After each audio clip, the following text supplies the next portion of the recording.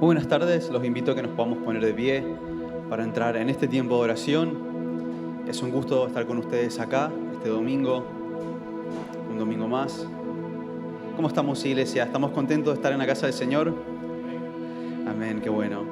Antes de comenzar, solamente les quería dejar saber de que durante el ensayo estuvimos teniendo problemas con internet, así que si en algún momento la letra se llega a cortar o la pantalla se torna en color oscura, no se asusten, por favor sigan cantando, simplemente que estamos teniendo problemas con la internet, pero todo eso es secundario. Estamos acá en la casa del Señor para adorar su nombre, para recordar su grandeza y su bondad para cada uno de nosotros.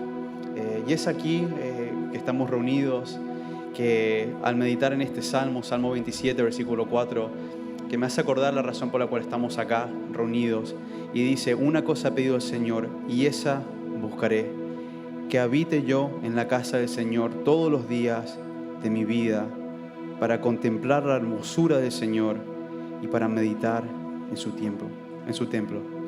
Me encanta cómo dice: una cosa ha pedido al Señor. El salmista, durante toda su vida, el rey David, haber visto la fidelidad del Señor, él no pide más milagros, más señales, más poder. Él pide una sola cosa, pero esa sola cosa que él pide, él va a buscar, y que pueda meditar en el Señor, buscar al Señor, buscar su presencia. Yo creo que eso es algo de lo cual nosotros debemos hacer también.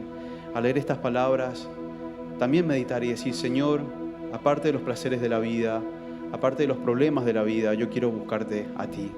Yo quiero que mi corazón sea satisfecho en ti.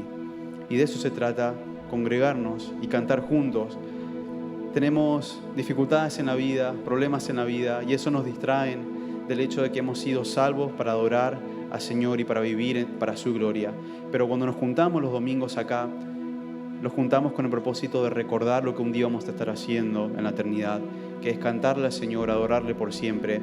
Así que, iglesia, aprovechemos este tiempo para meditar, confesar al Señor nuestros pecados, regocijarnos en su verdad, en su palabra, y cantar, y que eso sea un reflejo de lo que un día vamos a estar haciendo en la eternidad. Señor, venimos ante tu presencia con ese corazón. Igual que el salmista, queremos buscarte a ti. Señor, queremos habitar en tu palabra, en quien tú eres. Señor, quita cualquier distracción, quita cualquier impedimento, Señor, de adorarte y exaltarte a ti. Señor, este es tu día, el día del Señor. Así que queremos cantar que tú eres el camino, Jesús, que no hay nadie ni nada como tú. Venimos con corazones alegres, regocijados de saber que estamos en tu casa, Señor, para escuchar tu palabra y para adorarte a ti.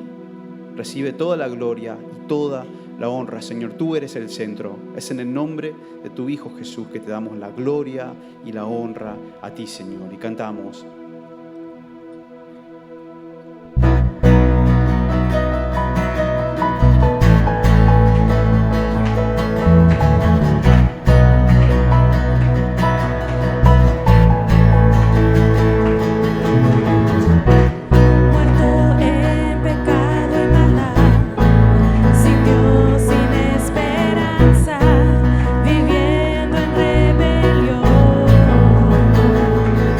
La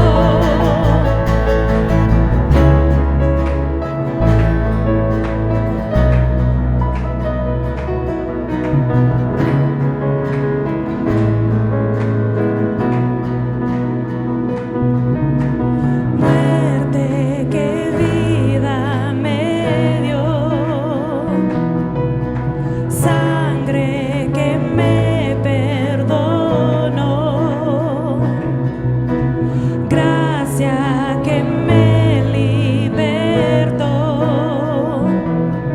amor que me reconcilió, muerte que vida me dio, sangre que me perdonó, gracia que me libertó, amor que me reconcilió, que tú eres el camino, tú eres la verdad, en ti está la vida, oh Cristo, y en ti solo hay salvación, en ti no hay condenación, y tú eres mi vida, mi Cristo.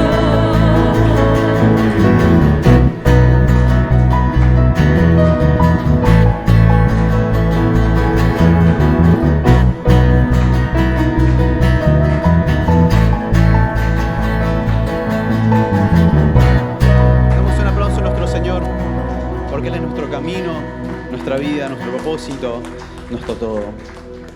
Iglesia, como cada domingo, aparte de nosotros, a expresarle nuestro saludo, les invito a que ustedes también puedan tomar unos 30 segundos para poder saludarse los unos con nosotros, sabiendo que estamos como una sola iglesia adorando a nuestro Señor. Los invito.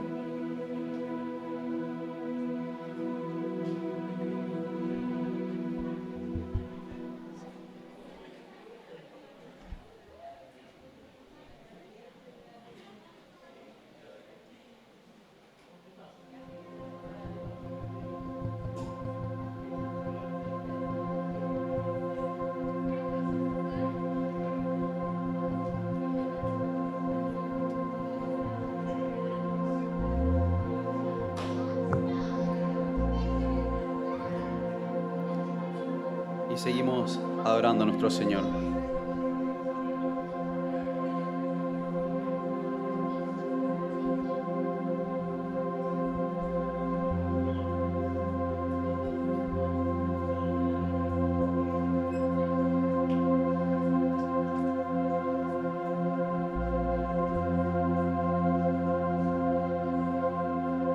Meditamos de las bondades de nuestro Señor, recordando este himno, de las misericordias que el Señor tiene para con nosotros cada día, en cada momento, sabiendo que incluso 10.000 razones para adorarlo igual queda corto.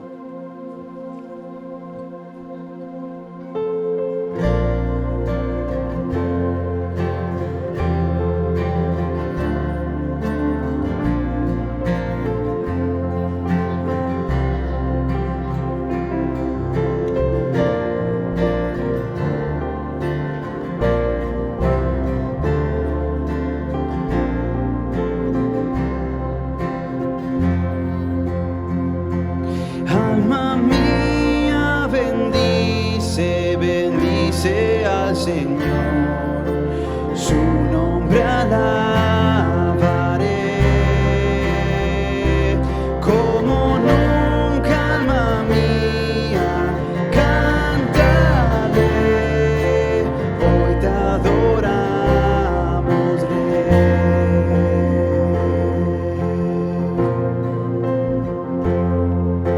Sale el sol, es un nuevo día, es tiempo de adorarte otra vez. No importa el pasado, lo que esté por delante, quiero cantar hasta que caiga el sol.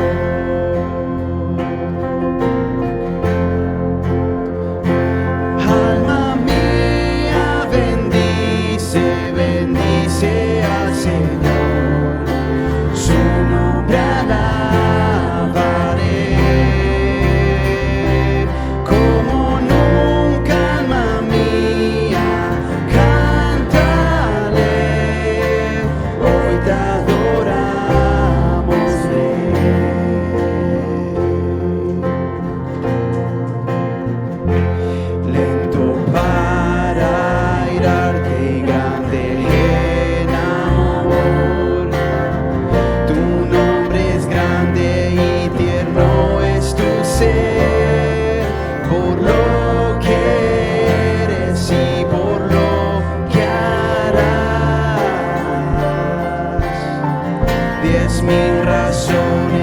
para alabar.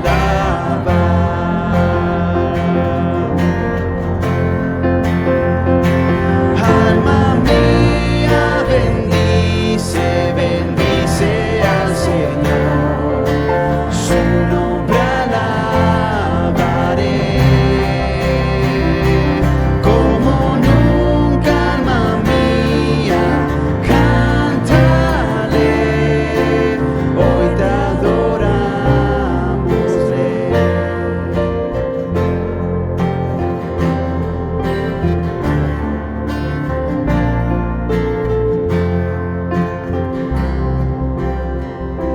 Cuando venga el día en que mis fuerzas fallen y llegue el tiempo de partir de aquí, mi alma te adorará sin fin. Por 10.000 años y en la eternidad.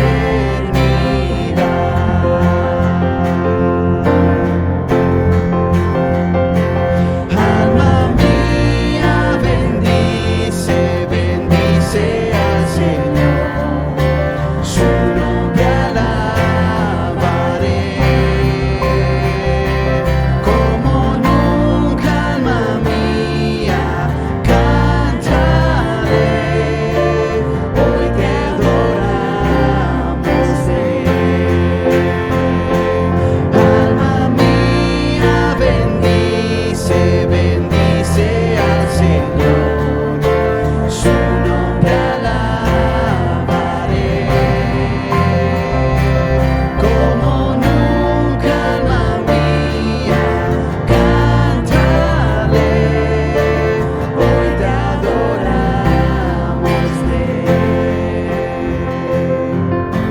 Hoy te adoramos, Rey. Hoy te adoramos, Rey.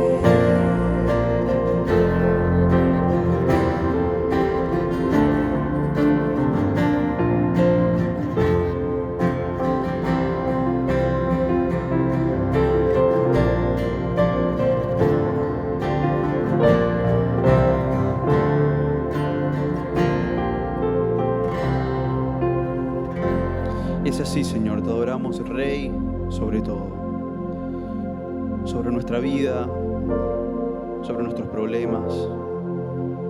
Señor, queremos decir que tú eres Rey.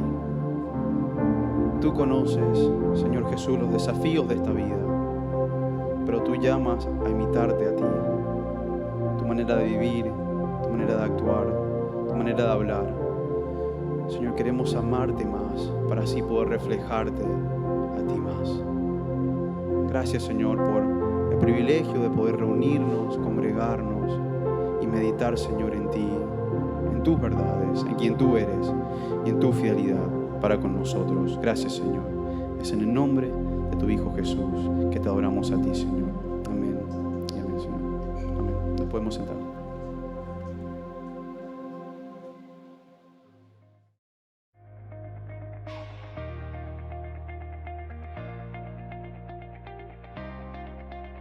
La Biblia enseña que la parte inmaterial del hombre, su alma, es inmortal.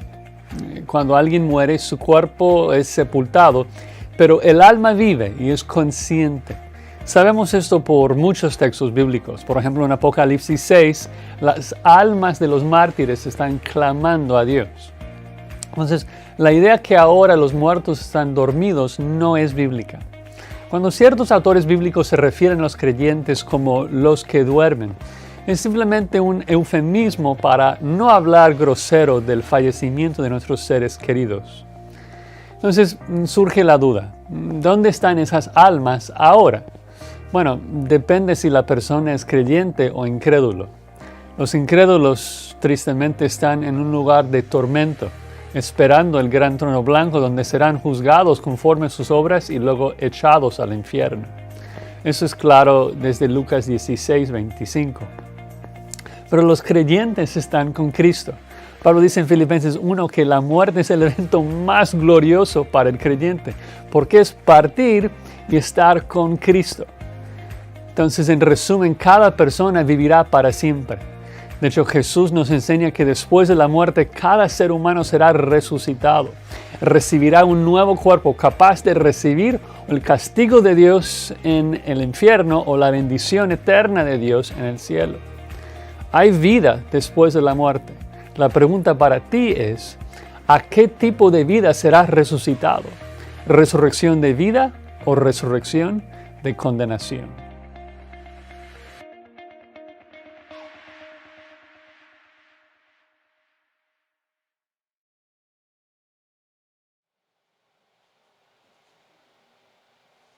Les bendiga, hermanos. Siempre es un gusto, un placer verles. Y a nombre de IBC, Iglesia Bíblica Cornerstone, le damos la más cordial de la bienvenida. Y nos alegra, nos gozamos en el Señor que a Él le haya placido traerlos en este hermoso domingo a este lugar donde estamos alabando y exaltando a nuestro Creador. Les queremos recordar, hermanos, que en Cornerstone somos una iglesia centrada en el Evangelio y nuestra meta es glorificar a Dios a través de su inspirada palabra, exaltando a Cristo, haciendo discípulos cimentados en el Evangelio. Después de darles la bienvenida y de ver muchas caras conocidas, nos alegra ver a varias personas que hacía tiempo que no veíamos. Por ejemplo, en la última fila de este lado vemos a Maribel y su familia. Sean bienvenidos nuevamente a IBC, Iglesia Bíblica Cornerstone.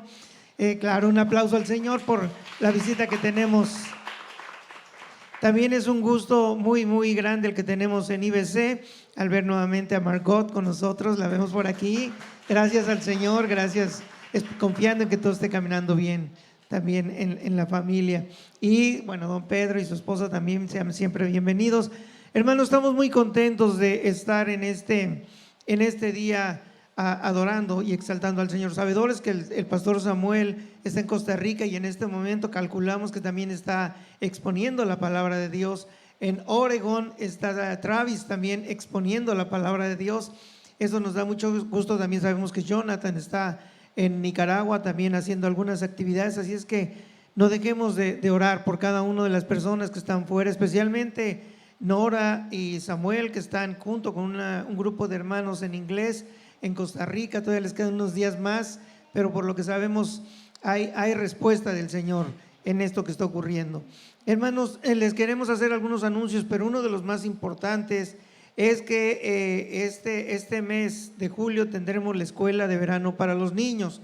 Son solamente de julio 18 a julio 21 y la actividad será entre las 9 de la mañana y las 12 del mediodía. Será aquí en el edificio. Pónganlo en su agenda, julio 18 de 9 a 12 y terminará julio 21 con el mismo horario. Pero ahorita nos dejó el encargo de que si hay algunas personas que quieran participar, si hay voluntarios para estar con los niños, bueno, acérquense a la mesa que está a la entrada de este espacio y ahí podrán unirse, porque hace falta muchos voluntarios para la escuela de verano que tendremos para los niños aquí en IBC. También hoy es el último día que tiene para registrarse para el nuevo concepto que tendremos del discipulado IBC. Este miércoles no tenemos discipulado IBC, pero el siguiente empezamos de manera particular en casas, donde en la mesa también de la entrada hay una lista donde usted se puede inscribir. Tenemos zona norte y zona sur. Vamos a ir a la casa de alguno de los hermanos y ahí estaremos hablando de la palabra de Dios y queriendo conocer más a nuestro Creador. Así es que es el último día para que se inscriba en esta lista. También, hermanos, queremos recordarle que estamos en la escuela dominical todos los domingos, 10:30 de la mañana. Lo hacemos en el salón adjunto y estamos con el libro de Ruth. Ya vamos a la mitad del libro de Ruth, muy contentos con lo que el libro de Ruth están dejando en nuestras vidas, y lo tenemos domingo 10:30 de la mañana. Y también les queremos recordar que tenemos redes sociales. Las redes sociales tenemos 3 que son Instagram, Facebook y YouTube. Las tengo que leer porque luego pongo a trabajar de más a Oscar. Esas 3 redes sociales donde usted puede estar conectado con todas las actividades que tenemos en nuestra congregación. Y también vamos a entrar a la parte de los diezmos y de las ofrendas. Les recordamos que si usted lo quiere hacer aquí en un momento más, nuestros hermanos Ujieres estarán pasando a levantar la ofrenda de manera personal. Pero si usted se siente más cómodo hacerlo de manera electrónica, bueno, la aplicación se llama Church Center. Ahí usted puede hacer también su ofrenda, su diezmo de este día. Así es que son los anuncios que tenemos en este mediodía, y entonces los invito para que los hermanos Ujieres pasen para recoger la ofrenda, y vamos a hacer la oración por la ofrenda de este mediodía en la Iglesia Bíblica Cornerstone. Amantísimo Padre, gracias te damos en el nombre de Jesús por la oportunidad que tú nos das, Señor, de llegar a ti, Padre. De lo recibido de ti damos, Señor, sabedores de que tú eres el dueño de todas las cosas, Señor. Y sin embargo, en tu infinita misericordia, tú nos permites recibir las finanzas, Señor. Te pedimos que seas tú ayudándonos a administrarlas bien, Señor, que es parte de nuestro compromiso contigo, amado Dios, aprender a manejar las finanzas. Señor, insistimos, de lo que recibimos de ti te damos, Señor, y te pedimos que cada una de las familias, las personas que estén participando en esta actividad, sean bendecidas en todo momento, Señor, y aquellos que están en necesidad reciban de ti también, Señor. Te damos gracias por los diezmos y por las ofrendas, y nos ponemos en tus benditas manos, en el nombre de Jesucristo. Amén. Muchas gracias, hermano Saúl. Iglesia, los invito a ponernos de pie para seguir cantando a nuestro Señor, seguir meditando en su palabra, en su verdad, y preparar nuestros corazones para el mensaje del Señor que viene próximamente. Cantamos.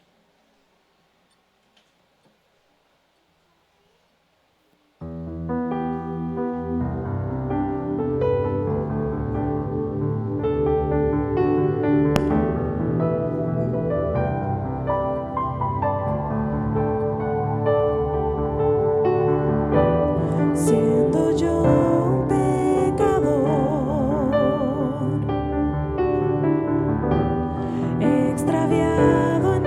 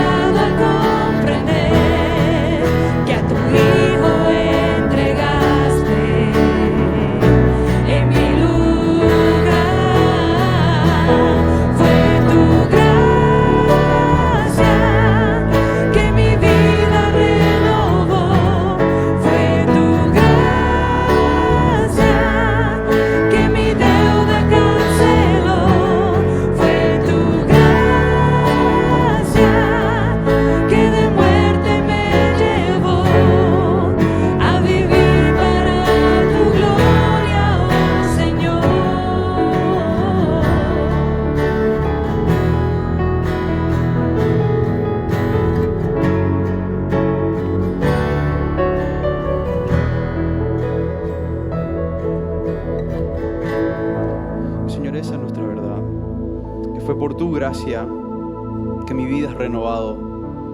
Es por tu gracia que has cancelado mi deuda, Señor. Señor, me has dado una nueva vida. Nos has redimido. Y Señor, queremos ahora reflejar esa vida en cada situación, en cada momento de la vida. Señor, queremos ser dignos del Evangelio al cual tú nos has llamado, para tu gloria, para tu honra. Señor, nosotros queremos en todo momento ser siervos que buscan seguirte a ti. Señor Jesús, queremos seguir tus pasos y es todo por tu gracia. Señor, del momento que despertamos al momento que vamos a dormir, tu gracia nos sostiene, tu gracia nos lleva hacia ti, tu gracia nos hace permanecer en tus caminos. Señor, ayúdanos ahora a abrir nuestros corazones para recibir tu palabra. Señor, edifica a tu iglesia, edifica a tu pueblo. Señor, sé tú glorificado, sé tú honrado. Y que el conocimiento de tu palabra nos lleve a amarte más y a vivir para tu gloria, Señor, como acabamos de cantar. Gracias, Señor, es en el nombre de tu Hijo Jesús que te damos la gloria a ti, Señor. Amén y amén, Señor. Nos podemos sentar.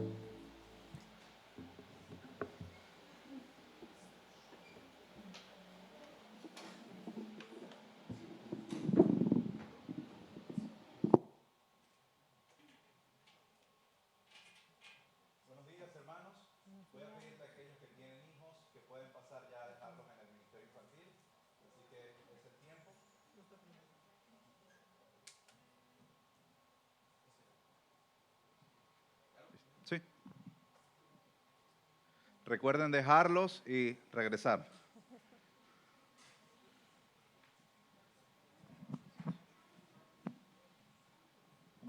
Claro.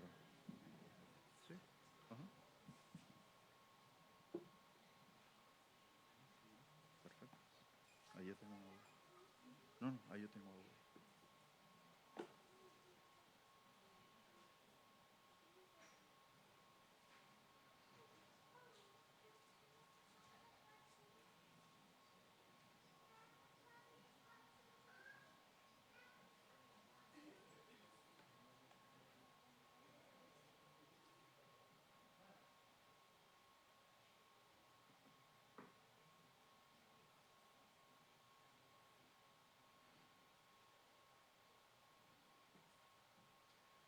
Buenas tardes, amada iglesia, que el Señor los bendiga.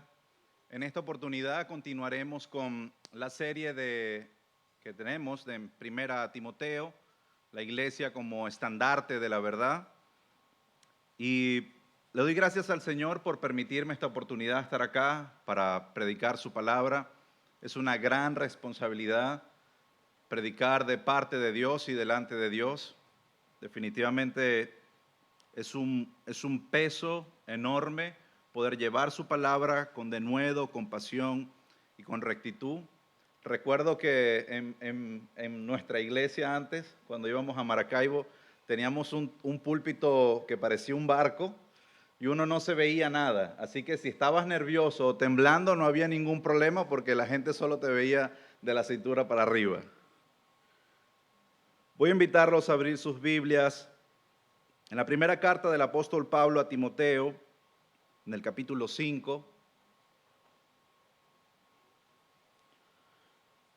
Primera de Timoteo, capítulo 5. Vamos a leer a partir del versículo 1. Si ya tiene el texto, puede colocarse de pie. Primera de Timoteo, capítulo 5.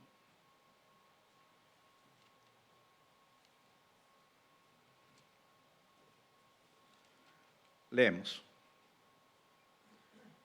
No reprendas con dureza al anciano, sino más bien exhórtalo como a padre, a los más jóvenes como hermanos, a las ancianas como a madres, a las más jóvenes como a hermanas con toda pureza. Honra a las viudas que en verdad son viudas, pero si alguna viuda tiene hijos o nietos, que aprendan estos primero a mostrar piedad para con su propia familia y a recompensar a sus padres, porque esto es agradable delante de Dios. Versículo 5. Sin embargo, la que en verdad es viuda y se ha quedado sola, tiene puesta su esperanza en Dios y continúa en súplica y en oraciones noche y día. Pero la que se entrega a los placeres desenfrenados, aún viviendo, está muerta. Ordena también estas cosas para que sean irreprochables. Pero si alguien no provee para los suyos, y es especialmente para los de su casa, ha negado la fe. Y es peor que un incrédulo, que la viuda sea puesta en la lista solo si no es menor de 60 años, habiendo sido esposa de un solo marido, que tenga testimonio de buenas obras, si ha criado hijos, si ha mostrado hospitalidad a los extraños, si ha lavado los pies de los santos, si ha ayudado a los afligidos y si ha consagrado o si se ha consagrado a toda buena obra. Pero rehúsa poner en la lista a las viudas más jóvenes, porque cuando sienten deseos sensuales contrarios a Cristo, se quieren casar, incurriendo así en condenación por haber abandonado su promesa anterior. Y además, aprenden a estar ociosas, yendo de casa en casa. Y no solo son ociosas, sino también charlatanas y entremetidas, hablando de cosas que no son dignas. Por tanto, quiero que las viudas más jóvenes se casen, que tengan hijos, que cuiden su casa y no den al adversario ocasión de reproche. Pues algunas ya se han apartado para seguir a Satanás. Si alguna creyente tiene viudas en la familia, que las mantenga y que la iglesia no lleve la carga para que pueda ayudar a las que en verdad son viudas. Oramos. Padre, gracias por tu palabra. Gracias, Señor, porque nos has reunido como iglesia en esta mañana, en tu día, en el día del Señor, para glorificar tu nombre. Hemos adorado tu nombre, Señor. Hemos estudiado tu palabra.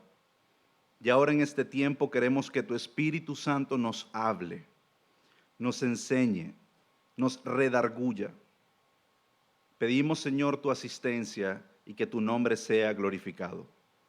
En el nombre de Jesús. Amén. ¿Pueden sentarse? El 23 de junio es el Día Internacional de las Viudas. Un duro trance para más de 258 millones de mujeres según las Naciones Unidas. Son numerosas las viudas cuya fama ha trascendido fronteras. Recordamos a Jacqueline Kennedy, esposa del difunto presidente John F. Kennedy. Recordamos también a Yoko Ono Lennon, difunta de John Lennon. Recordamos a Carolina de Mónaco, difunta del príncipe de Mónaco. Recientemente recordamos a Vanessa Lai Bryan, difunta del deportista Kobe Bryant. También a Nicoletta Mantovani. Si a algunos les gusta la música clásica, recordarán a Pavarotti. Y por supuesto, difunta Isabel II, la reina de Inglaterra, del duque Felipe. Esto nos demuestra que la viudez es un estado sin preferencias ni económicas ni sociales. A lo largo de la historia, Dios ha tenido un trato particular con aquellos que han experimentado situaciones de completo desfavor. Él ha otorgado un cuidado especial para todos aquellos que han sido víctimas de injusticias, dolor y trágicas pérdidas. Y esto incluye, por supuesto, a las viudas.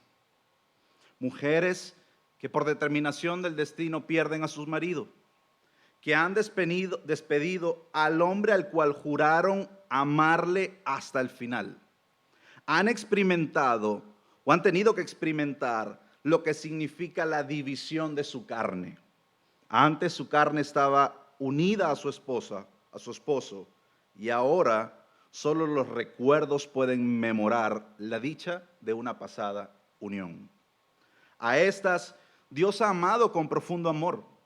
Su gracia y su misericordia no las han pasado por alto.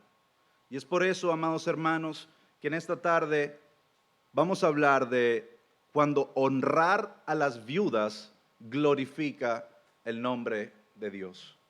Cuando honrar a las viudas glorifica el nombre de Dios. Podemos encontrar en las Escrituras el obrar de Dios para con estas mujeres. En el Antiguo Testamento, si damos una pasada rápida, nos encontramos en el libro de Génesis a Tamar, una viuda menospreciada. Si avanzamos y vamos a la escuela dominical, nos encontramos a Ruth, una viuda extranjera.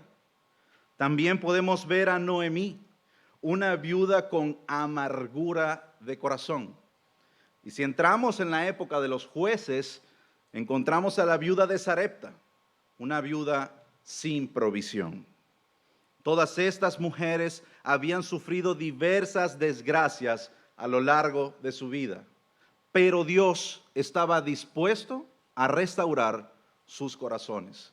Sus promesas se iban a cumplir para con ellas. Él estaba interesado en redimir sus corazones, en restaurar su espíritu y en bendecir sus vidas. Es por ello que a lo largo de todo el Antiguo Testamento podemos encontrar diversas promesas para con estas mujeres. Y es acá donde vamos a hacer uso de nuestras Biblias. Voy a invitarlos a buscar en el libro de Job, en el Antiguo Testamento, detrás de los Salmos, en el capítulo 29. Job, capítulo 29, versículos 12 y 13, la Biblia nos dice, Job 29, 12 y 13, porque yo libraba al pobre que clamaba y al huérfano que no tenía quien lo ayudara. Venía sobre mí la bendición del que estaba a punto de perecer, y el corazón de la viuda yo llenaba de gozo. Job da testimonio que tenía un profundo interés en darle alegría a las viudas. En la ley mosaica, en el capítulo 22 de Éxodo, si vamos al capítulo 22 de Éxodo, a partir del versículo 22, hablando de las leyes establecidas para el pueblo de Israel, el versículo 22 dice, a la viuda y al huérfano no afligirán. Si los afliges y ellos claman a mí, ciertamente yo escucharé su clamor.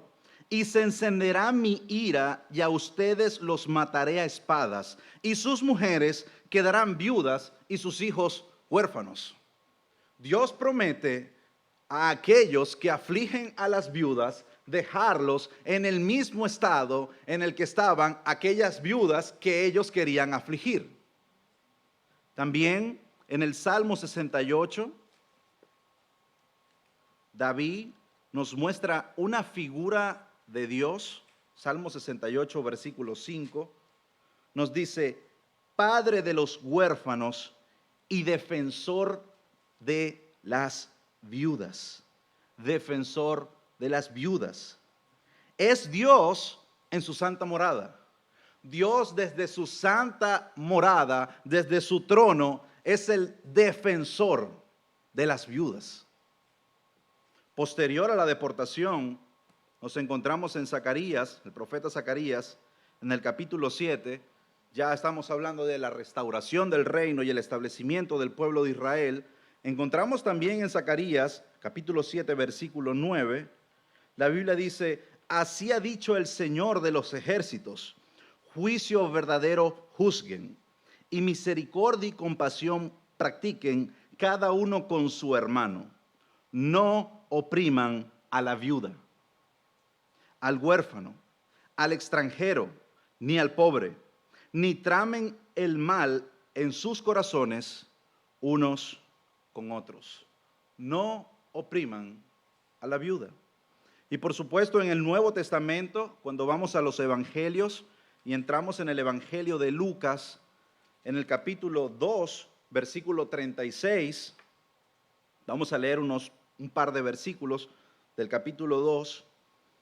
A partir del versículo 36 en el templo, estando ya en el templo y Jesús siendo presentado, si lo recuerdan, presentaban al niño. En el versículo 36 nos dice el Evangelio de Lucas, y había una profetisa, Ana, hija de Fanuel, de la tribu de Aser. Ella era de edad muy avanzada y había vivido con su marido 7 años después de su matrimonio, solo 7 años. Y después de viuda hasta los 84 años. Claramente era una viuda. Pero ¿cuál era la característica de esta viuda? Nunca se alejaba del templo, sirviendo noche y día con ayuno y oraciones. Llegando ella en ese momento preciso, o en ese preciso momento, daba gracias a Dios y hablaba del niño a todos los que esperaban la redención de Israel. Una viuda como instrumento de proclamación del Evangelio. Y es justo eso, y es justo esto, lo que el texto de esta tarde nos enseña en Timoteo. El nombre de Dios es glorificado cuando honramos a las viudas. Volvemos a primera de Timoteo y la Biblia nos dice, honra a las viudas, en el versículo 3. Honra a las viudas que en verdad son viudas. Iniciamos este versículo con un imperativo, es decir, con un mandato, honrar a las viudas. El apóstol Pablo ordena a Timoteo, bajo la inspiración del Espíritu Santo, que honren a las viudas. Sin embargo, en este versículo vemos 3 palabras sumamente importantes que debemos comprender. Vemos la palabra honra, vemos la palabra viuda y vemos un calificativo que es fundamental entender, que en verdad lo son. Bueno, iniciemos con la palabra viuda. Este adjetivo viuda es sinónimo de palabras como despojado, robado, sufrido pérdida o dejado solo. Sin embargo, hermanos, es interesante notar que esta palabra no habla de cómo una mujer fue dejada sola, sino simplemente describe su situación de viudez. Y ya profundizaremos en esto. John MacArthur afirma lo siguiente: esta palabra es lo bastante amplia como para abarcar las que han perdido sus esposos por muerte, por abandono, por divorcio o por cárcel. Por lo tanto, a través de esta concepción de la palabra viuda, podemos entender lo relevante de esta exhortación del apóstol Pablo en nuestro contexto de iglesia y cómo demanda una responsabilidad mucho más amplia de la que pensábamos al inicio. En segundo lugar, nos habla de la palabra honra y es el imperativo de mandato. Honra a las viudas, cuyo significado puede traducirse como mostrar respeto o cuidado, apoyar, tratar amablemente y abarca las necesidades emocionales a través de afecto y cercanía, las necesidades espirituales a través de oración y acompañamiento y las necesidades económicas a través del recurso monetario. Pablo está ordenando a la iglesia de Éfeso que se encargue de aquellas mujeres que, como hablamos hace un momento, estaban totalmente despojadas y solas. Sin embargo, esta afirmación está condicionada claramente. Si vemos el texto nos dice, honra a las viudas que en verdad lo son. Amén. Una de las características que debían cumplir, por así decirlo, estas viudas era estar realmente viudas. No contar con el apoyo de absolutamente nadie en su círculo familiar. Debían ser mujeres completamente abandonadas y que no tuviesen la capacidad, juventud o posibilidad de emprender una nueva vida. Pablo tenía un criterio muy bien definido que estudiaremos más adelante para comprender qué es una realmente viuda. Sin embargo, esta porción orienta nuestras mentes a una clara afirmación. Las que en verdad son viudas son todas aquellas mujeres que no tienen absolutamente nada con qué contar. Esas a las que se refiere Pablo cuando le escribe a Timoteo. Ni nietos, ni hijos, ni familia. Por ende, es a estas mujeres que Dios ordena especialmente honrar, cuidar y atender. Es a estas mujeres que Dios ordena dignificar. Como hablamos al inicio, el judaísmo y el cristianismo hicieron mucho para brindar respeto, simpatía y apoyo para aquellas mujeres que habían perdido sus maridos. Era una costumbre establecida en la época antigua, y estamos estudiando Ruth, así que esto va a ser interesante, que las viudas llevaran una vestimenta especial por medio de la cual se la reconociera como viuda. Y esto era porque la ley mosaica, la ley de Moisés, ofrecía protección a las viudas que eran explotadas. No se les debía causar aflicción, ni se les podía confiscar la ropa como prenda para asegurar la devolución de un préstamo. También participaban de las bendiciones del diezmo del tercer año. Y como estudiamos en el libro de Ruth, se les permitía espigar lo que había quedado después de la cosecha. Y por último, esto es un spoiler de Ruth, se esperaba que el hermano de un esposo fallecido se casara con la viuda sin hijos para asegurar la descendencia de su hermano. Esas eran las bendiciones que habían para con las viudas. Ahora bien, claramente existen viudas que cuentan con el apoyo de sus hijos, nietos o familiares. O también cuentan con una herencia o manutención del que fue su esposo y no necesariamente están solas en el aspecto económico. En este punto es donde el apóstol Pablo clarifica cómo serán las dinámicas de responsabilidades en la iglesia en ese escenario, dando por sentado que la necesidad espiritual y de acompañamiento es algo que todos deben ejercer indistintamente de la situación económica de la viuda. Por ende, esto nos lleva a una segunda afirmación. El nombre de Dios es glorificado cuando somos hijos y nietos responsables para con nuestras viudas. Versículo 4. Pero si alguna viuda tiene hijos o nietos, que aprendan estos a mostrar piedad para con su propia familia y a recompensar a sus padres, porque esto es agradable delante de Dios. Aquí el apóstol Pablo clarifica las responsabilidades. Si bien es cierto que la iglesia tiene una responsabilidad elemental con el trato con las viudas, en este caso, esta responsabilidad está de cierto modo condicionada a la responsabilidad primaria de los hijos y los nietos. Pablo está trayendo a colación un principio fundamental para la cultura judía y también para la cultura griega. Llama a los hijos a ser piadosos para con sus propias familias. Sin embargo, esto no es solo una invitación. Es un llamado a la obediencia y a la gratitud. En las Escrituras encontramos demasiada evidencia que expresan claramente nuestra responsabilidad con nuestros padres. Éxodo 20:12.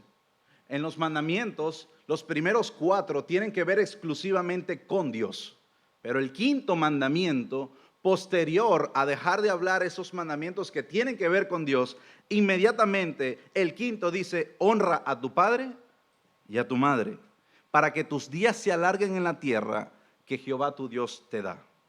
Es interesante que los primeros mandamientos apuntan a Dios, pero luego apuntan directamente a los padres. Así de importante es para Dios nuestra relación con nuestros padres. Deuteronomio 5:16 dice: honra a tu padre y a tu madre como el Señor, tu Dios, te lo ha mandado, para que tengas una larga vida y seas feliz en la tierra que el Señor tu Dios te da. Dios vincula la felicidad y el gozo de existir en la tierra que Él nos dio a través de la honra que le damos a nuestros padres. Levítico 29 dice, si alguien insulta a su padre y a su madre, será castigado con la muerte. Él ha insultado a su padre y a su madre, y por eso su propia sangre caerá sobre él. Ese es el peso que Dios le da a la honra de los hijos para con sus padres. Y por último, nuestro Señor Jesucristo, en Marcos capítulo 7, versículo 10, dice, porque Moisés dijo, honra a tu padre y a tu madre, y además, el que maldice a su padre y a su madre será condenado a muerte. Una buena pregunta para nosotros esta tarde será, ¿estamos honrando a nuestros padres? ¿Estamos honrando a nuestras madres? ¿Estamos honrando a padres abandonados? ¿A madres abandonadas? ¿A abuelas abandonadas o abuelos abandonados? La instrucción bíblica es clara. Por lo tanto, Pablo traza esta ordenanza de dos maneras. Si no logra apelar a nuestra piedad y a nuestra espiritualidad cristiana, Pablo dice, está bien, no hay problema si no eres muy piadoso. Él apela a la recompensa. Leamos en el versículo, de la segunda parte del versículo 4. Pero si alguna viuda tiene hijos o nietos, aprendan estos a mostrar piedad para con su propia familia y ahí está el punto, y a recompensar a sus padres, porque esto es agradable delante de Dios. Ahora bien, nosotros como hijos, nietos, tú como hijo, como nieto, porque todos tenemos padre y madre, o en algún momento lo tuvimos si ha fallecido, pues escucha esto. Un estudio del Departamento de Agricultura de acá de Estados Unidos reveló las cifras promedio que los padres gastarían en sus hijos hasta los 18 años de edad.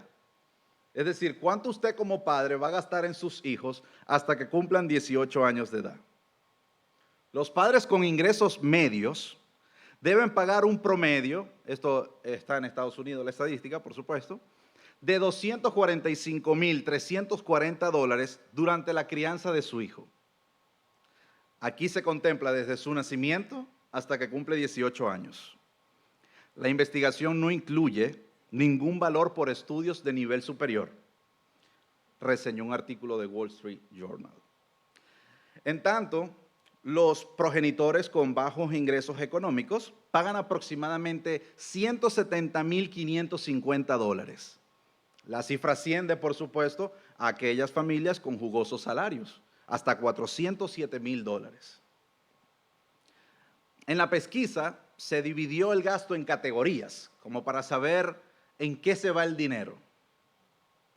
El 30% se va en cuidado infantil y educación, el 18% en alimentación, 16% en transporte, 14% en salud, 8% en ropa y 8% en gastos extras que pudieran surgir. Y ya sabemos cuáles son los extras. Para una familia con ingresos medios, el costo real en el aspecto de una vivienda es de $73,000. La alimentación, $40,000. La transportación, $35,000. Por lo tanto, los padres gastan en ropa para sus hijos unos $14,000 hasta que cumple 18 años. No sé cuáles serán los sitios, si es Macy, Marshall, no sé exactamente cuáles son, pero ese es el promedio. En resumen, el propio estudio resaltó que en los gastos extras pudieran llegar hasta los $20,000. Por lo tanto, se vuelve claro la responsabilidad que tenemos como hijos o nietos para recompensar el arduo trabajo que ellos tuvieron en criarnos. Por último, y no menos importante, el texto finaliza diciendo, porque esto es agradable a Dios. es decir, el fin o la conclusión de la honra, es porque esto es agradable a Dios. Glorificamos el nombre de Dios cuando somos hijos y nietos responsables para con las viudas. Y en tercer lugar, el nombre de Dios es glorificado cuando las viudas honran a Dios. Y lo vemos a partir del versículo 5. Es un poco más extenso porque es hasta el 15, pero vamos a ir viendo esta sección del pasaje a través de ciertas características de una viuda piadosa. Vamos a leer el texto con detenimiento. Cuando vemos en el versículo 5, la Biblia nos dice: sin embargo, la que en verdad es viuda y se ha quedado sola, tiene puesta su esperanza en Dios y continúa en súplicas y oraciones noche y día. Pablo hace un énfasis en la que en verdad es viuda, el mismo énfasis que hizo al inicio, y trata de explicarnos qué es realmente una viuda. Como ya lo sabemos, esa palabra tiene relación en sus originales con la palabra mono, que significa completamente solo, y por ende se refiere a estar abandonado sin recursos, para hacer más énfasis. Un comentarista dice: no tiene sustento familiar y la iglesia tiene la obligación de brindárselo. Estas son las estructuras prácticas que Pablo está dejando en la iglesia en Éfeso. En segundo lugar, además de ser viuda y estar sola, en segundo lugar, tiene que ser una mujer creyente. Aquí vemos que su confianza está puesta en Dios. Su esperanza está puesta en Dios. Tal y como continúa afirmando el pasaje, su actitud es de espera en la providencia de Dios. Y eso evidencia la autenticidad de su fe. Ella, aunque está sola, depende de su Dios. Aunque no tiene un compañero físico al lado, su esperanza está en su Dios. Y ella continúa, permanece, persevera en oración y súplica. Alguien dijo que el contenido específico de su espera incluye las promesas de Dios acerca del cuidado de las viudas.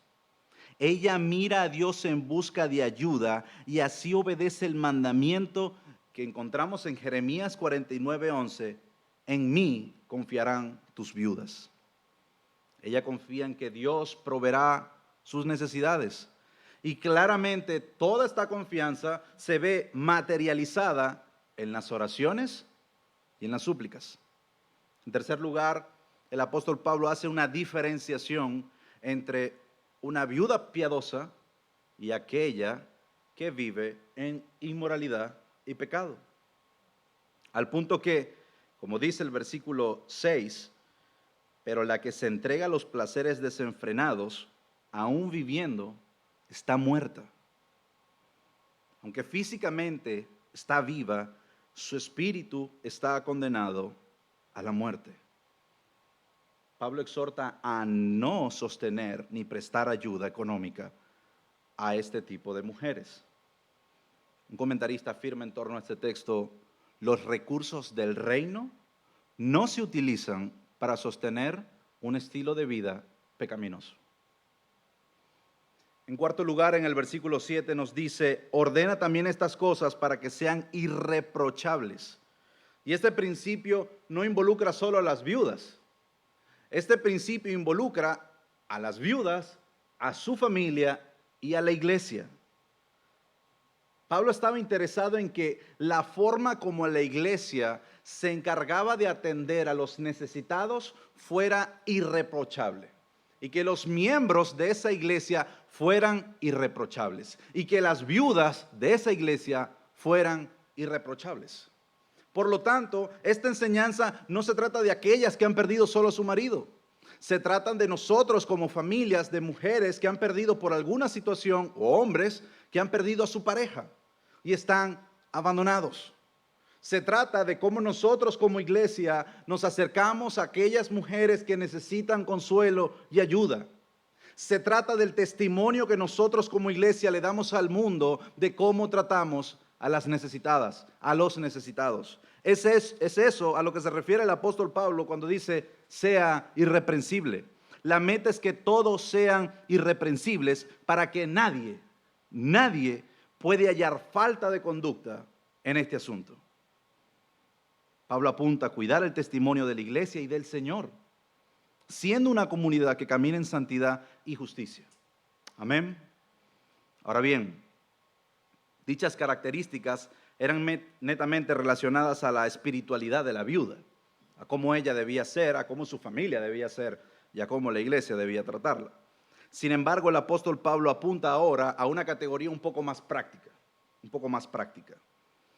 Y dichos requisitos que vamos a ver a partir del versículo 9, vamos a leer el 9 para tener eso en mente. Versículo 9 del capítulo 5 dice, que la viuda sea puesta en la lista. Tengamos eso en mente. Dichos requisitos que vamos a leer a continuación no tenían la intención de calificar a algunas viudas para la ayuda económica. En la primera sección sí, en esta segunda sección no. Ahora en esta segunda sección hablamos de viudas que serán puestas en una lista. En la primera sección hablamos de viudas que estaban en momentos de necesidad que necesitaban ayuda. Ahora, Pablo dice, a través de este versículo 9, o clarifica, que para la ayuda económica de la iglesia, por supuesto, son las primeras viudas, pero en este caso, esta asignación es para un ministerio de las viudas. A partir del versículo 9, vamos a ver la descripción o las características de aquellas viudas que querían servir en la iglesia local. En pocas palabras, el apóstol Pablo ahora apunta su mirada al ministerio de las viudas. ¿Cómo debía ser el ministerio de las viudas? Pone sus ojos en aquellas sabias mujeres que tienen el deseo y la pasión de servir al Señor y serán de bendición para la casa de Dios. Y empieza a describir cuáles son esas características. Y el apóstol Pablo le dice a Timoteo, vas a poner en la lista a estas, 2 puntos. Mayores de 60 años, versículo 9. Solo si no es mayor de 60 años. Usted dirá, hermano, ¿por qué 60 años? ¿Qué tiene que ver los 60 años? Bueno, en la época en la época antigua, en la cultura del Nuevo Testamento, específicamente en la griega, la jubilación se consideraba a partir de los 60 años. Por lo tanto, al llegar estas mujeres a los 60 años, ya habían terminado su ciclo de crianza y tendrían tiempo, madurez y carácter para dedicar sus vidas al servicio de Dios y de la iglesia. Tampoco era muy probable, por lo menos en la época antigua, que se volvieran a casar a esa edad. Eso no significa que no sea probable en este tiempo. También nos dice, o continúa el versículo 9, habiendo sido la esposa de un solo marido. Y aquí está hemos venido estudiando las características de los diáconos, la característica de los ancianos, y ahora estamos hablando de las características del ministerio de las viudas. Y Pablo dice, tiene que ser esposa de un solo marido. Sin embargo, esto no trata de excluir a aquellas mujeres que hayan estado casadas más de una vez, sino más bien que se refiere a que haya sido una mujer fiel y consagrada por completo a su esposo. Una esposa que haya demostrado pureza en pensamiento y acción dentro de su matrimonio, indistintamente de cuál matrimonio haya sido. También nos dice en el versículo 10 que tenga testimonio de buenas obras si ha criado hijos. Es decir, una viuda piadosa que quería servir en el ministerio debía haber sido una madre cristiana que había nutrido a sus hijos para que siguiesen al Señor. Y estamos hablando de Timoteo, cuya madre y abuela lo instruyeron en los caminos del Señor. Y ahora él es el que está recibiendo esta carta y esta instrucción del apóstol Pablo. Claramente el padre de Timoteo era un griego, no había sido convertido al judaísmo, por lo tanto la responsabilidad espiritual de formación y de capacitación y de instrucción espiritual recaía sobre su madre Eunice y su abuela Loida. Y es justo ese resultado al cual Pablo apunta. En pocas palabras, Pablo le está diciendo que las viudas sean como tu mamá y tu abuela. Quiero que sean así, que instruyan a sus hijos y a sus nietos en mis caminos, en los caminos del Señor. También sigue diciendo el texto, si ha mostrado hospitalidad para con los extraños. Los hogares de estas mujeres debían estar abiertos a forasteros, amigos y familiares. Debían mostrar devoción y sacrificio para las necesidades de las personas que no conocían. No había hoteles en la época antigua, tampoco moteles rápidos. Habían simplemente posadas que a menudo eran más lo peligrosas y sucias que dormir en una plaza. Por lo tanto, Pablo exhorta a estas viudas a ser como Febe. En el capítulo 16 de Romanos, versículo 2, Pablo elogia a Febe porque ella había ayudado a muchos y a él mismo. Claramente era una mujer viuda que ayudaba a los hermanos. Así que entendemos que cada uno de estos principios o criterios eran para mujeres viudas que querían servir al Señor. También nos dice allí en el versículo 10, terminando, si ha lavado los pies de los santos. Como sabemos, en la época antigua los caminos eran polvorientos, por lo que antes de entrar a la casa o al momento de entrar a la casa, los esclavos debían lavar los pies de las personas para poder sentarse a la mesa. Pablo no está sugiriendo que las viudas debían tomar el lugar de los esclavos. Está hablando metafóricamente de la humildad que debía haber en el corazón de las viudas. Sin embargo, nosotros como cristianos a veces tomamos la metáfora, pero Jesús no lavó los pies de sus discípulos metafóricamente, los lavó físicamente.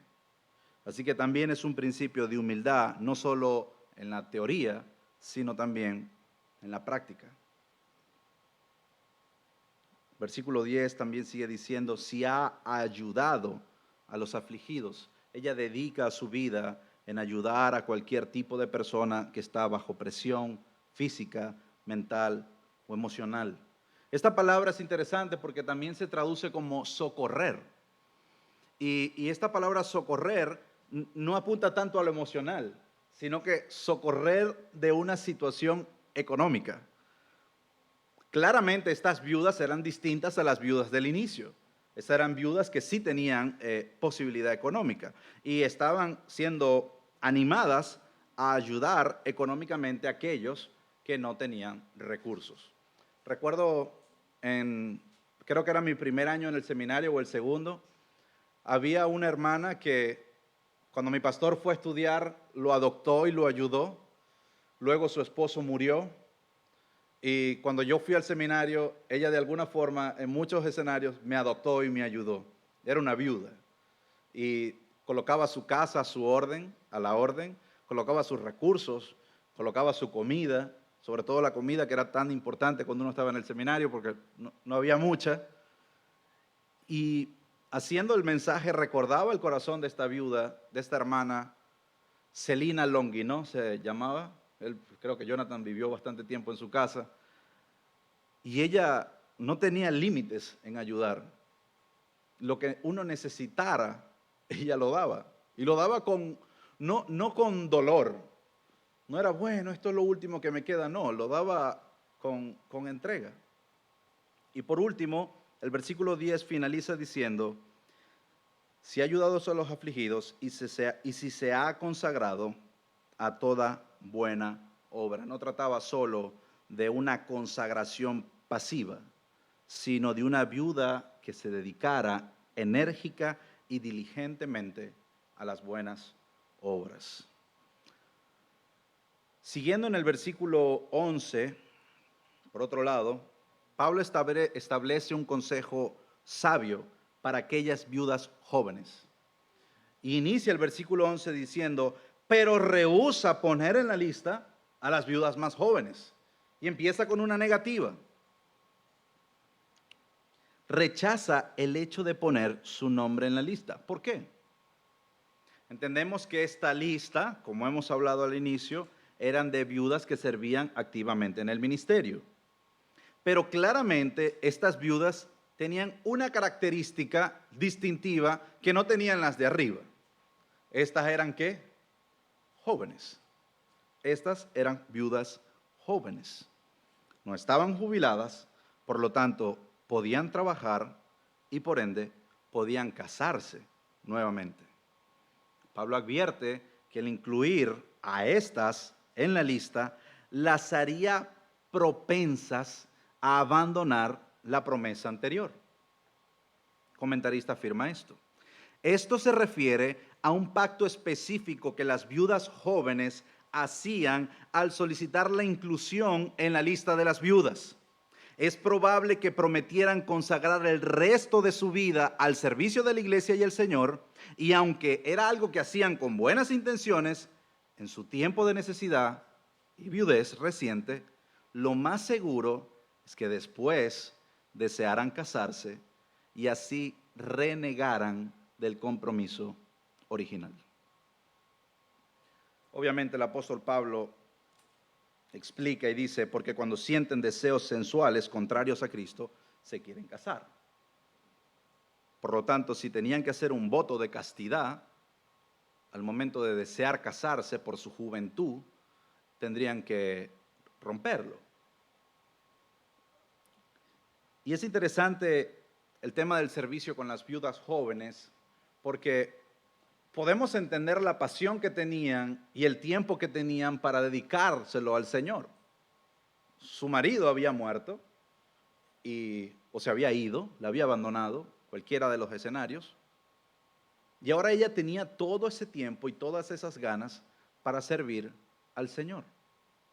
Sin embargo, el apóstol Pablo apela a un principio mucho más importante y es el modelo familiar. Aunque parezca bueno que hombres y mujeres se dediquen plenamente al Señor posterior a su viudez, el modelo del matrimonio y la familia va a imperar por encima del servicio abnegado al Señor. Y esto es contradictorio, porque pudiéramos decir, si tengo tanto tiempo y estoy sola y soy joven, ¿cuánto no puedo servir al Señor? Pero Pablo dice, rehúsa ponerlas en la lista. Porque mi modelo y el modelo de la familia, del hogar que glorifica a Dios, es que tenga esposo. Y aquí vemos la importancia que Pablo le da al matrimonio y a la familia. La familia está diseñada por un padre y una madre, por un hombre y una mujer. Y podemos hacer comparaciones del mejor bien. Pero Dios siempre va a volver a su diseño original, el diseño del Edén, donde una mujer debe estar con su esposo, porque eso glorifica a Dios por encima de cualquier cosa. Así que, amado hermano o amada hermana, si estás soltero o soltera, el modelo de Dios es el matrimonio. Claramente la Escritura lo ordena. Es buscar un hombre, una mujer y tener una familia. Ese es el modelo que Dios ha decidido darle a la humanidad. Otra de las razones por las cuales Pablo exhorta a no incluirlas en la lista de servicio es por falta de madurez. Había una carencia de madurez debido a su juventud, lo que las volvía ociosas, o como el griego explica un poco más rudo, el griego dice, en vez de decir odiosas, dice cumple con los requisitos de holgazanas o holgazanes, por lo que deducimos que el andar de casa en casa, como dice el texto, no era ninguna ministración o bendición a los que visitaban. No era una jornada de visita de bendición, no era que iban casa por casa predicando la palabra. Y en tercer y último lugar, la tercera razón era que podían desarrollar con facilidad malos hábitos sociales, tales como la charlatanería o el chisme.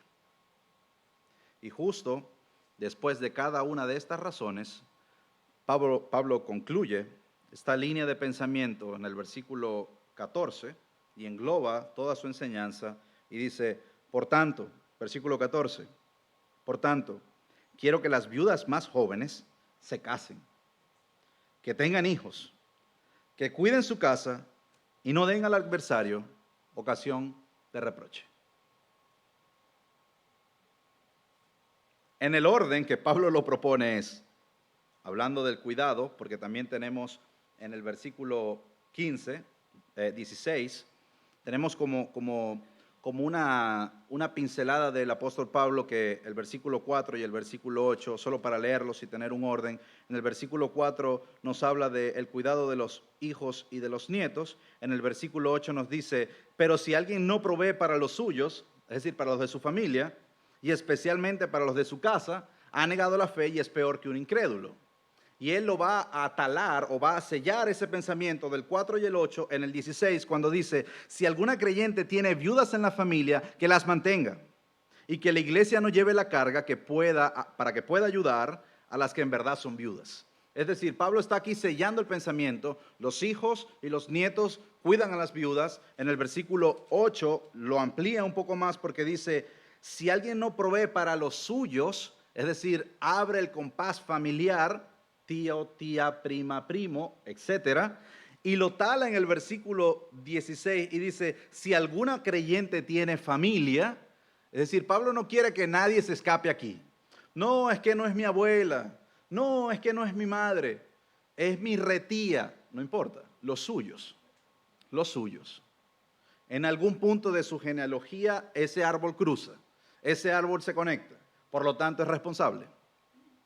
Los hijos y los nietos tienen la responsabilidad principal de su cuidado, luego vienen los familiares hombres y por último vienen las familiares mujeres. Solo cuando no haya ninguna de estas personas para ayudar, recae la tarea sobre la iglesia. En conclusión, hemos venido reflexionando en principios prácticos del cuidado de las viudas, pero ¿qué relación tiene todo esto con el Evangelio? ¿Qué importancia tienen las viudas en las Escrituras? ¿Cómo las viudas formaron parte del plan redentor de Dios? El plan que el Dios Padre diseñó desde antes de la fundación del mundo. Quiero decir esto para terminar. A lo largo de la historia, hermanos, podemos ver cómo Dios ha utilizado a hombres y mujeres para llevar a cabo su plan. Pero es interesante notar cómo estas últimas, estas mujeres, en especial las viudas, han colaborado en el plan redentor de Dios y han sido instrumentos de gracia en el nacimiento del Mesías. Fue a través de la viuda Tamar, abandonada y afligida, al punto de tener que ejercer la prostitución para acostarse con su suegro Judá y poder dar a luz a Fares. Este Fares, que sería según Ruth, el padre de Esrón, Esrón el padre de Ram, Ram el padre de Aminadab, Aminadab el padre de Nazón, Nazón el padre de Salmón y Salmón el padre de Boz, el mismo que se casó con la viuda Ruth, Boz el padre de Obed, Obed el padre de Isaí e Isaí el padre de David. Y sabemos, iglesia, que el Cristo viene de la casa de David. Dios en su eterna bondad, misericordia y abundante gracia decidió traer a nuestro Mesías, su Hijo, el Redentor del mundo, el Creador del universo, el Verbo escogido por Dios, el Hijo del hombre, el cual es el principio y el fin. Vino a este mundo terrenal a redimir a sus escogidos de la condenación del pecado a través de un par de viudas. Ese es nuestro Salvador. Y es por eso, hermanos, que esta tarde les he hablado de cuando honrar a las viudas glorifica el nombre de Dios. Oremos.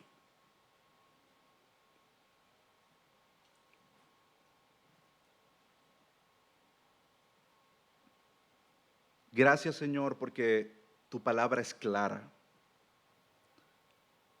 y es más cortante que una espada de doble filo. Gracias, Señor, por enseñarnos que debemos honrar a las viudas, porque tú las has honrado, porque tú las utilizaste. Nos has exhortado a ser hijos, nietos, familiares que ejercitan la piedad. Nos has llamado a ser irreprensibles, para dar testimonio para con los de afuera, para glorificar tu nombre, para ser luz a las naciones.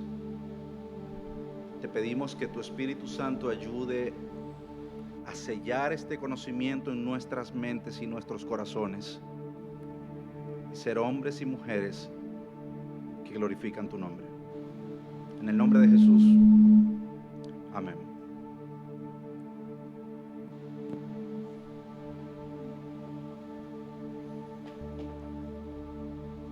Amén. Iglesia, nos invito a poder ponernos de pie para despedirnos con este último himno que nos recuerda nuevamente de esa gracia sublime, esa misma gracia que Dios expresa a las viudas, que en Cristo nos expresa a nosotros como iglesia, y de esa gracia sublime que nos sigue llevando y transformando más en la imagen de nuestro Señor Jesús. Cantamos.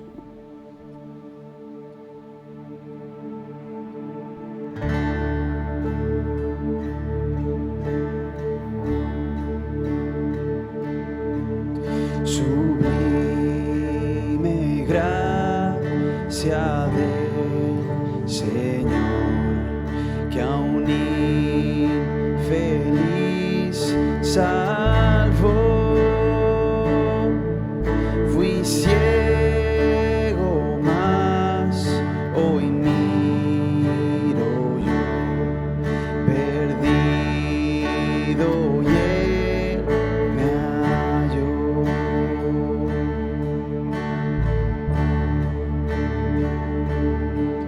Su gracia me enseñó a temer, mis dudas ahuyentó.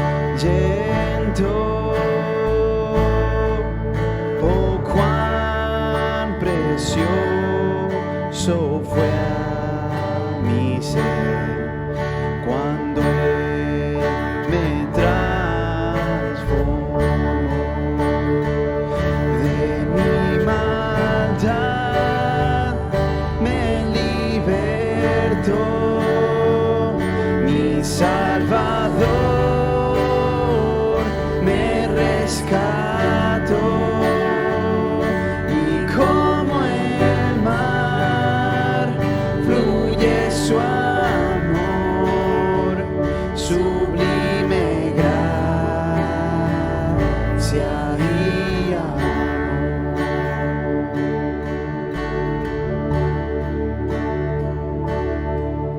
en los peligros y aflicción que yo he tenido aquí,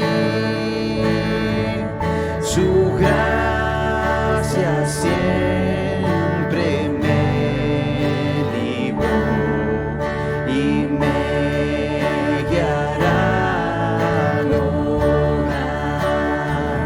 De mi maldad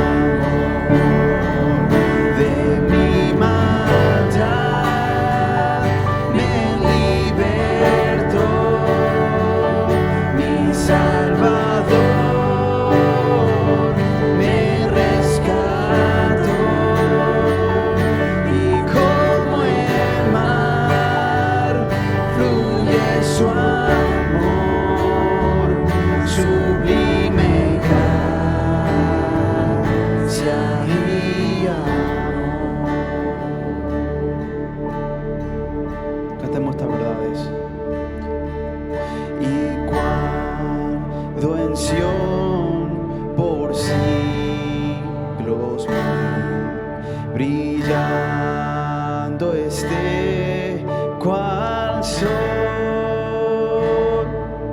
Yo cantaré por siglos mil su amor que me salvó, su amor que me salvó. Así es, Señor, tu amor que nos ha salvado, nos ha transformado, nos ha limpiado. Señor, hemos sido perdonados por tu gracia y adoptados a tu familia. Señor, gracias por tu palabra. Señor, gracias porque hay tantas verdades en temas de los cuales nosotros pensamos que son triviales, como lo de las viudas. Pero, Señor, hemos visto la importancia que tú les das, al punto del cual el Mesías nació de 2 viudas. Señor, ayúdanos a ser confrontados. Ayúdanos, Señor, a ser transformados por tu palabra, para que así nosotros podamos reflejar el valor que tú tienes para con las viudas.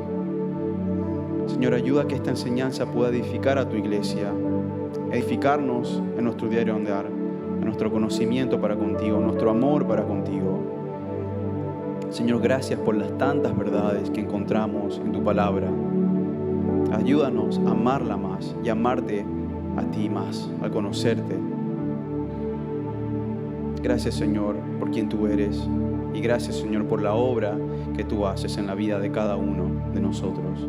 Sé tú exaltado y glorificado. Gracias, Señor. Es en el nombre de tu Hijo Jesús que te damos la gloria a ti, Señor. Amén y amén, Señor.